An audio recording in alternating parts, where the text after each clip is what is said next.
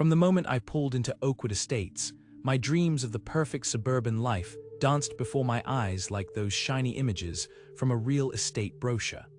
There was my quaint two-story abode, tucked between houses painted in pastels that made me feel like I'd landed in a caramel-swirled ice cream cone. The trees had that picturesque foliage you'd find in a Disney movie, softening the edges of the paved streets like a friendly hug. I could almost hear birds chirping in harmony, producing a symphony that screamed, "Welcome home." After long, grueling days at the hospital, where my scrubs were the uniform of a frontline warrior battling illness, I adored sinking into the comfort of my new sanctuary. It became my sacred retreat, and while my living room lacked the spacious elegance of a TV show mansion, it was undeniably cozy. I threw a few framed family photos on the walls, alongside my questionable taste in abstract art I picked up at estate sales. My friends called it quirky. I called it a steal, so life went on as serenely as a Hallmark movie. My neighbors, whom I had lovingly dubbed the Pod, were polite, always gracing me with slight waves while parading their dogs or energetically jogging past my yard. I even got to learn their names, a tedious process but worth it. There was Linda and her perfect poodle, Ramai, Joe, perpetually clad in his rainbow running shorts.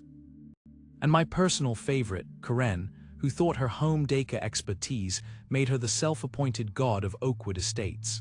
Such a lovely weekend for a gathering, Clea. Karen announced one unsuspecting Saturday afternoon, gliding across the cul-de-sac like a queen surveying her kingdom. "I just hate to see you missing out on the summer vibes." She was clad in a pastel pink ensemble that's better suited for a brunch with the Kardashians than a neighborhood stroll. I internally cringed at the thought of Karen doing anything hot girl summer related. "Thanks, Karen. I actually had a few friends over for dinner.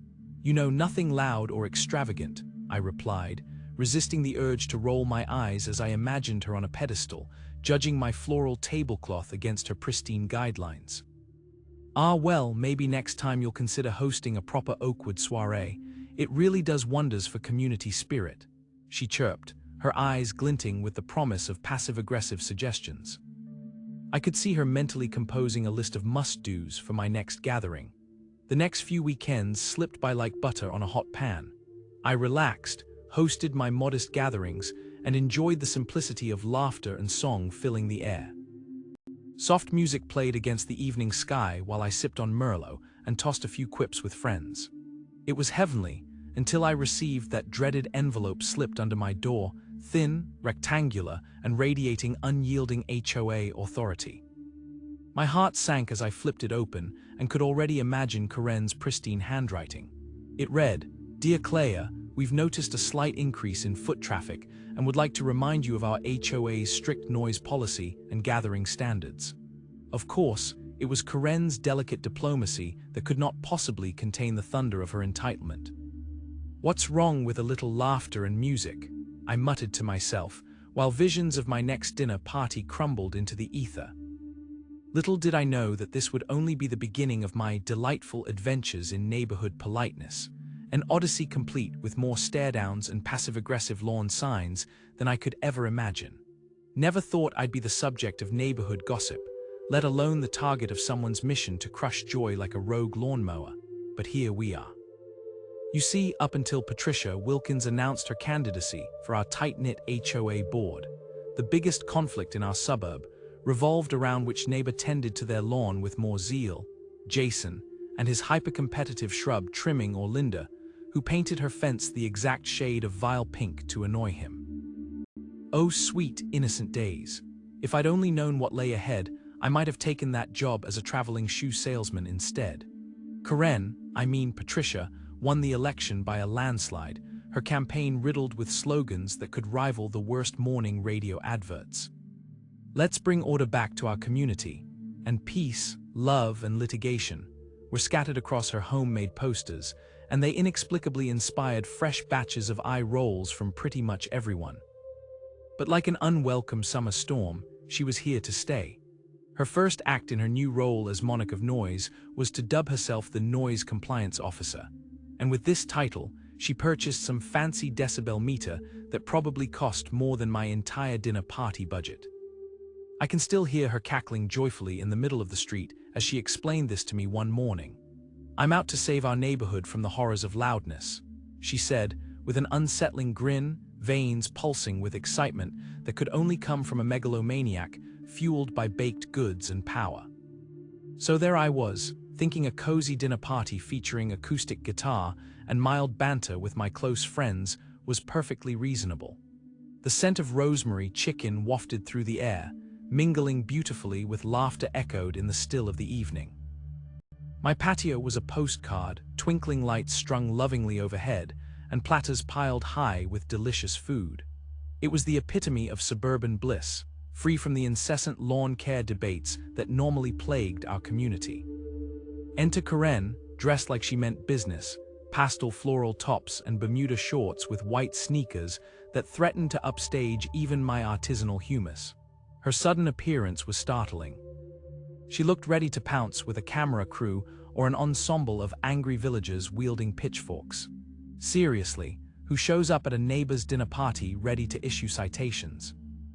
The next morning, I found the violation notice on my door, an official-looking piece of paper, much like those I'd tossed out during my attempts to communicate with the city's water department about their bizarre billing practices.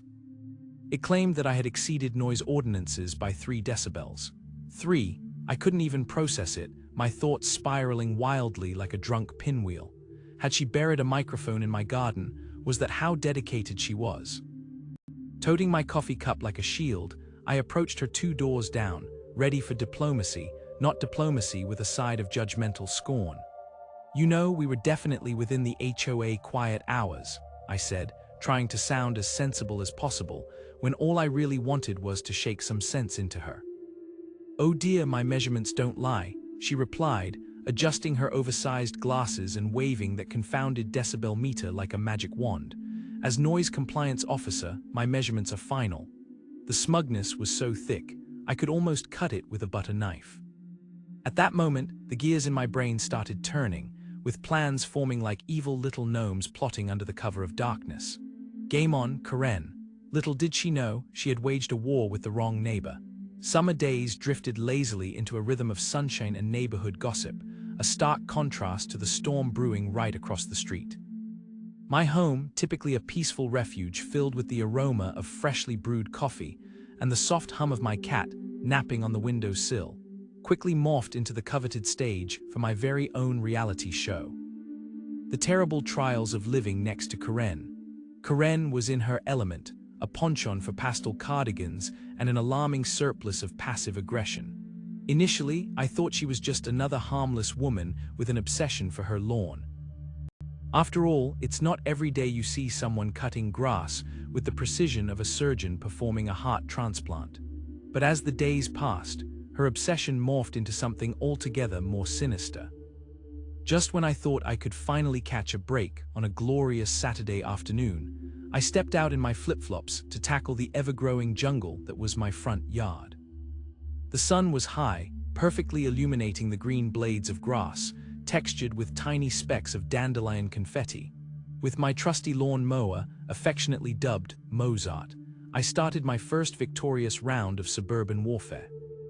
However, clearly unbeknownst to me, an unseen judge lurked behind her meticulously trimmed hedges.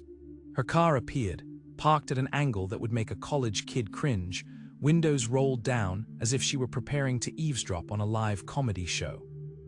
I could almost imagine her sipping a lukewarm mocha, a should-be-embarrassed smirk plastered across her face. I'll admit, my lawn mower did make a racket, but come on, who mows their lawn in the afternoon? Everyone.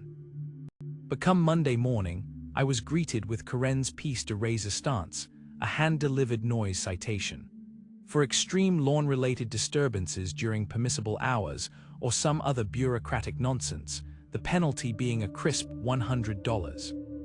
I just shook my head, perplexed at how the world had come to this, the lawn mowers suddenly joining the ranks of villains in the fight for peace and quiet. Fast forward to next week. My sister, in a burst of family enthusiasm, decided to visit with her toddler. Cue an impromptu laughter fest in my backyard, which was about as innocent as things get. Apparently, Karen saw this as some sort of toddler-led riot, leading to her next masterpiece of a fine, $150 for excessive reverie. How did she even come up with these terms? Did she have a sorcerer for a lawyer? But she didn't stop there. Oh no, my smoke detector, which bravely attempted to warn me that its battery might be dying, beeped just once, and voila, another ticket, this time for excessive beeping. I stared at it, stunned into silence, a ticket for $200 now clutched in my incredulous hand like I had discovered the holy grail of absurdity. Finally, fed up, I decided to contest these ludicrous fines at the HOA meeting. Walking into a room laden with pastries, passive-aggressive smiles, and the clinking of coffee mugs, I took my designated spot. It was me against Karen. She stood there, armed with a portfolio of charts and graphs worthy of a PhD thesis, as I struggled to keep my eye roll disguised. The other board members completely avoided my gaze, quite clearly too intimidated by the Ice Queen across from me. Every denial felt like the knife twisting deeper. The climax was nigh. The meeting wrapped up, signaling a frustrating escape. But the cherry on this absurd cake happened when I returned home, only to have the police show up because, get this, I was slamming car doors too aggressively while unloading groceries. Seriously, can I not grab my cereal and soy milk in peace anymore? It was a perfectly idyllic Saturday afternoon in my picturesque suburban neighborhood. The sun was shining, the grass was freshly cut, and the pastel-painted houses with their neatly trimmed hedges looked like they were ripped straight out of a Pinterest board. I was deep into a good book, my escape from the world, and frankly, the only sound louder than my thoughts was the gentle rustle of leaves whispering sweet nothings to one another. But then, like a thunderstorm on a cloudless day, Karen emerged. Karen was the self-appointed queen of our HOA, with a penchant for enforcing, or perhaps over-enforcing, is more accurate the regulations that kept our neighborhood in what she deemed tip-top shape. You'd think her decades of practicing law made her a little more reasonable, but alas, instead of peace and justice, she wielded her HOA rules like a sword, relishing in her power. It was like she was waiting for an excuse to flex her authority, and I was just the lucky target. As I sat there, blissfully unaware of the chaos heading my way, the gentle whir of my ceiling fan mingling with the sound of birds chirping, I heard my front gate creaking open. My heart sank faster than a lead balloon. There she was, drinking the Kool-Aid of power as she stood there with a decibel meter clutched in her hand like a weapon. I swear, if I squinted hard enough, I could see a Karen superhero cape flapping behind her. "Excuse me," she shouted, her voice dripping with self-righteousness. "I have received multiple noise complaints. I'm here to investigate. What kind of crime had I committed?" I was merely living my life, snuggled up with a cozy blanket, enjoying some quietude, far from the day in the life of a raucous party animal that Karen clearly envisioned. I glanced over my shoulder to make sure my TV was off. It was. I could still hear her drone on about community standards and neighborly conduct, while I mentally rolled my eyes deep into the back of my skull. As she traipsed up my driveway like a general surveying her troops, I muttered, "You can't find a noise violation if you don't hear noise, Karen." Her eyes glinted with something akin to delight. It was as if she'd just been handed a field day outing. I could see her mentally documenting my resistance. In one swift motion, she flicked the switch on her meter like a magician revealing a trick, and as it beeped loudly, I knew it wasn't picking up any noise. It was simply her ego attaining a new level of decibels. "Doesn't this meter tell you anything, Karen?" I'm sitting on my porch in silence, not playing DJ, but alas, logic was lost on her. She approached my porch like it was a hostile territory, waving that decibel meter in my face like it was a golden trophy. "You're probably going to want to keep that TV off. If you're this loud again, I'll have to fine you $250 for making excessive noise." I blinked at her dramatically, picturing a fine for silence, a dizzying thought that left me chuckling. So in order to be a good neighbor, I need to not speak. Then she took out her phone as if to document my inevitable downfall, snapping photos of me lounging like some sort of justified vigilante. "You're being confrontational, and that'll be another $250 for harassing an HOA officer." Galvanized by her boundless zeal for power, something inside me shifted gears. It was as if a little switch flipped in my chest, igniting the spark of defiance. What would it be like to embrace the absurdity? I mean, if we were writing a story, couldn't I twist this in my favor? I had a mind to show her that I too could play this little HOA game, but I wouldn't be playing nice, I'd be playing smart. Malicious Compliance was about to stage a spectacular debut, and Karen had just written the first line of plot twist with her own tyrannical hand. I slumped onto my couch that evening, staring blankly at the wall, while images of Karen's smug face churned in my mind like a bad reality show. What had started as a simple late-night gathering with a couple of friends turned into a full-on HOA drama, all because Karen decided that our laughter echoed too loudly in her pristine little world. "Damn it, Karen," I muttered under my breath, shaking my head at the sheer absurdity of it all. Who knew that living in a pastel-colored neighborhood filled with freshly cut lawns and picket fences could come with such venom? After yet another excruciatingly dull meeting, where Karen had brought out her infamous ruler to measure the exact distance between our property lines, because apparently grass was her territorial claim, I had fortified her position as the reigning queen of overinflated egos. But something sparked in my brain as I lay there stewing. My cousin Jard was a DJ who specialized in silent discos. Suddenly, I could practically hear the music playing in my head, not the borderline tragic indie ballads he often spins, but wild techno beats that could make even the most seasoned introvert forget their inhibitions. "Revenge is a dish best served silent," I whispered like a mad scientist finally unraveling the perfect plot. Operation Silent Night was born. The very next day after the HOA meeting, I donned my hero cape, okay, it was a hoodie, and began drafting a secret plan. Armed with my phone, I started reaching out to neighbors who lived in terror of Karen's reign. Mrs. Thompson, who'd once been called out for her offensive flower garden, was the first to jump on board. Count me in. "I've been wanting to get back at her since she reported me for my excessive lavender," she cackled, and I could almost hear the wrinkles in her face crease with delight. Within a week, 30 households committed to our covert silent gathering, and I already felt the exhilaration washing over me like a tidal wave. It was not just a party, it was a community uprising. I delved into online shopping like an excited kid in a candy store, swiftly ordering 100 pairs of wireless headphones, multiple UV body paints. We were definitely going for the rave aesthetic, glow sticks, and enough string lights to make the neighborhood look like a festival. As I meticulously reviewed the HOA bylaws, which read like they'd been pennied by someone who spent too much time in a library filled with monotony, it quickly became apparent that there was a gaping loophole. While noise restrictions were firmly stated, they made no mention of silent gatherings or dancing. This was our golden ticket, and Karen wouldn't know what hit her, every fiber of my being buzzed with anticipation. Picture Karen, peeking from her meticulously drawn curtains, alarmed by the actions of a dancing, glow-stick-waving mob raving in the dead of night while she stood there, utterly powerless. The mere thought sent me into a fit of giggles. "Oh, you're going to rue the day you tangled with the residents of Maple Grove, Karen," I muttered, letting my imagination run wild with images of her pricey throw pillows being turned into confetti. The night was ours. The stage was set for our grand finale, an invasion of joyful insanity that would obliterate her tyrannical grip over our lives. Little did she know, she was about to dance her way right into chaos. There's a special type of chaos that descends upon a cul-de-sac when the sun goes down. You know, the kind that only restless neighbors afflicted with too much creativity and not enough common sense can dream up.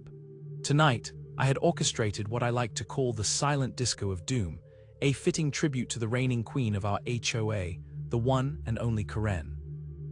As the clock ticked toward 11:45 p.m., I stood in my front yard, hair carefully tousled reed. I didn't bother styling it, and wearing my most flamboyant Hawaiian shirt, ready to welcome the guests for my grand rebellion against the oppressive quietude Karen typically demanded. She treated our HOA meetings like a battlefield, armed with her decibel meter like a medieval knight brandishing a sword. To her, noise was the dragon that needed slaying, and rules were her trusty armor. With the freshly cut lawns of our pastel-painted houses gleaming under the moonlight, the first neighbors began to trickle in. They arrived with wide grins, decked out in the most outrageous outfits. Neon tutus, shimmering capes, and even a guy dressed as a giant disco ball. I handed out the headphones, the piece de resistance, while my ever-quotable neighbor Gary slathered himself with glow-in-the-dark paint, exclaiming, "I feel like I'm a walking rave." Let's get this party started, before Karen decides to ban fun from the neighborhood. By midnight, my front yard looked nothing short of a Technicolor explosion. Over 70 people filled every available space, moving rhythmically in a synchronized dance that, I must admit, rivaled some of the best dance-offs from reality TV. The absence of real music only seemed to add to the eccentricity of the event. Multicolored lights cast a surreal glow across the lawn, illuminating a chaotic scene of laughter and silent spirited movement. It was like one of those movie scenes where everyone is dancing at a fiesta, but in reality, it was just floating sounds trapped within our headphones. Whispers of anticipation filled the air, and then, as if on cue, the unmistakable flick of a light bulb cut through the jubilant silence. At 12:30 a.m., the harsh glow from Karen's bedroom window signaled that the moment had arrived. There she was, clad in an oversized bathrobe that clashed horrifically with her ponchon for pastel floral patterns. Her spiky hairstyle looked more like it had been through an electric storm than a hair salon, and she emerged wielding her trusty decibel meter as one might wield a sign of authority. Confusion etched into her features, she stepped onto her porch, squinting at my yard as if it were a hologram rather than a wild gathering of colorful misfits. The sight was everything I had hoped for. I could barely contain my glee. I mean 100 silent disco dancers silently laughing in the face of her crusade against noise. Priceless. "Excuse me," she shouted, incredulously waving her meter as we all danced with just a little more gusto. It was basically an invitation to not only party but to rub it in proudly. This is unacceptable. To this, Gary took a break from twirling, popped his headphones off with a dramatic flair and shouted back, "Sorry, Karen." We're just enjoying the deafening quiet. The entire crowd erupted into laughter, their glow sticks waving as if in a frenzied salute. Karen stared at this silent fiesta, her face contorting into a blend of bewilderment and outrage. The more she pointed that useless decibel meter at us, the more we danced. It was a twisted kind of pleasure, watching her confusion maintain our momentum like an energizing elixir. And in that moment, amidst the chaos, I thought, this was not just a party. No, this was reinvigorating the spirit of rebellion in our perfect, quiet little neighborhood. What could possibly come next? Let me take you back to that fateful night where the sky was painted in thick strokes of indigo and the smell of grilled barbecue wafted through the neighborhood like a delicious memory you didn't know you were craving. It was the perfect evening for a block party, and frankly, we'd been waiting for this moment for weeks. The kind of party where kids ran barefoot on the freshly cut lawns, and adults indulged in far too many drinks that their spouses would definitely frown upon in the light of day. We set up our little festive spot in front of my house, with string lights draped from the eaves, paper lanterns bobbing cheerfully in the light wind like colorful little jellyfish. The laughter was infectious, and the playlist was a perfect blend of nostalgic 90s hits and the latest pop bops that even the absent teenagers would begrudgingly admit were lit. We were all in our own little paradise, soaking up every moment. But paradise, as we all know, has a way of attracting trouble in the form of Karen, who, for the sake of this story, I'll say has become the infamously self-appointed buzzer of our block. Picture this. A pastel-painted house with immaculate flower beds, each petal perfectly aligned to meet her high standards. Who knew being the neighborhood HOA president wasn't just a job, but a personality type? As if on cue, there she was. With her latest, Karen's special hairdo, think platinum blonde with a hint of, "I demand to speak to the manager" cut, and a face that could curdle milk, she stormed across the street. You could practically hear the dramatic music cue. I was half wondering if she'd brought a clipboard to take notes on our impending demise. "SHHH, everyone," she shrieked, like an enraged banshee cutting through our joyful vibes, her hand clutching something that suspiciously looked like a digital decibel meter. "This is a violation. Stop dancing immediately."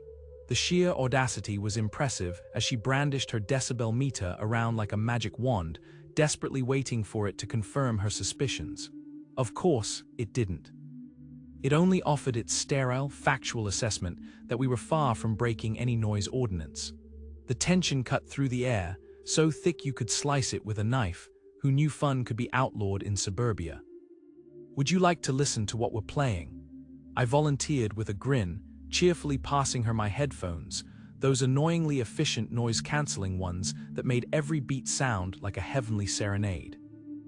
Except, of course, Karen wasn't interested in AM tunes. She swatted the headphones away like I had handed her a rabid raccoon. "I want to see the music. You can't just..." Oh, bless her heart.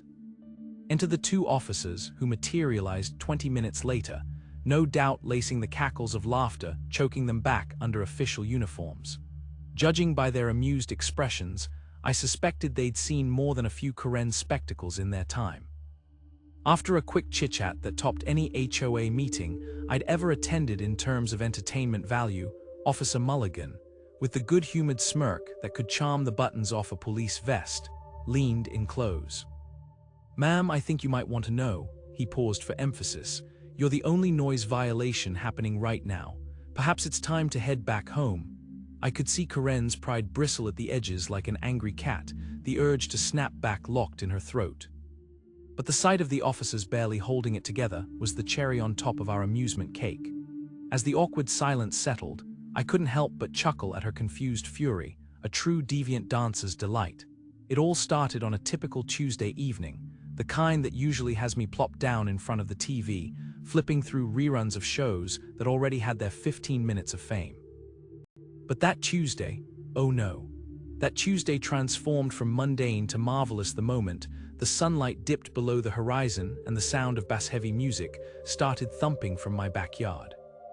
Previously, if you had asked me about Karen, our neighborhood's self-appointed queen of rules, I would have summed her up with one word: tyrant. The woman could spot the slightest infraction with the precision of an eagle eyeing a hapless rabbit. She would swoop in with her meticulously organized binder of HOA regulations, complaining that I had left my recycling bin out a smidge too long, or that my hydrangeas were technically a shade too blue. But tonight was about breaking free from her iron grip.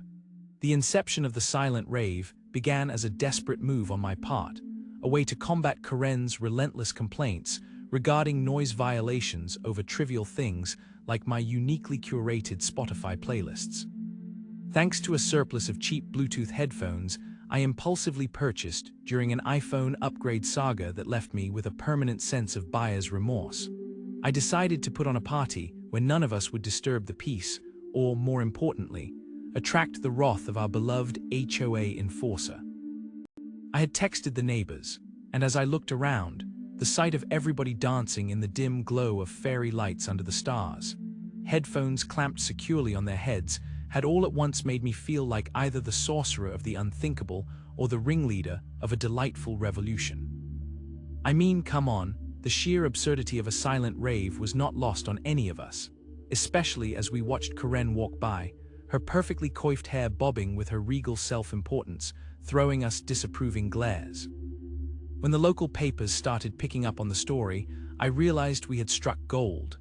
A Facebook movement began, and before I knew it, more residents from our pastel-painted houses were embracing our legal rebellion. It wasn't long before our silent rave became an iconic neighborhood event, a truly wonderful middle finger directed toward Karen's overreaching reign. And just when I thought it couldn't get more absurd, word spread quickly that a petition had been circulating. One sunny afternoon, the residents stormed that dull and bland HOA meeting, holding flippant signs, and when I squinted, I swear I saw Steve from down the street holding a "Make Block Parties Great Again" sign. I couldn't help it. I snorted out loud as Karen's eyes bulged from their sockets, hopping on her cheery, perfectly manicured feet as we collectively presented the infamous petition. "How dare you," she spluttered, her tone dripping saccharine sweetness laced with thinly veiled rage. "This sort of behavior is unbecoming of our community." "Oh, we only want to be unbecoming together, Karen, and guess what?" "We were totally quiet," I chimed in, voice dripping with feigned innocence.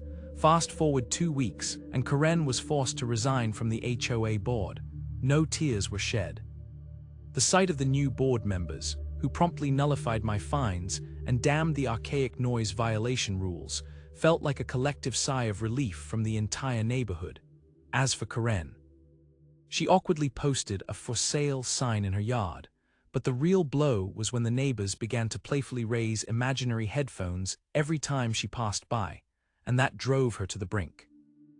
And just like that, I found myself at the head of the HOA table, with wide smiles and an ambitious agenda to boot. My first act: organizing a community-wide block party where noise permits would not just be displayed. They'd be flaunted like trophies. Because honestly, nothing says neighborhood camaraderie like sticking it to Karen with sound.